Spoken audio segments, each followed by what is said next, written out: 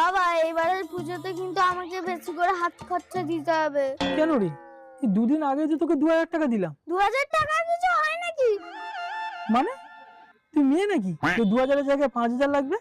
মানে ওই eyeliner, lipstick, mascara, eyebrow এইসব করবি? ও আমি যদি মেয়ে হতাম তাহলে আমাকে আরো 3000 টাকা দিতে। হ্যাঁ অবশ্যই, মেয়ে হলে অবশ্যই দিতাম, 2000-এর জায়গায় 5000-ই দিতাম, কারণ তাদের একটা খরচার ব্যাপার আছে, তা দিতে তো হবেই। দাও বাবা এবার দাও। ये क्या हो गया? এটা দেবে তো, দাও।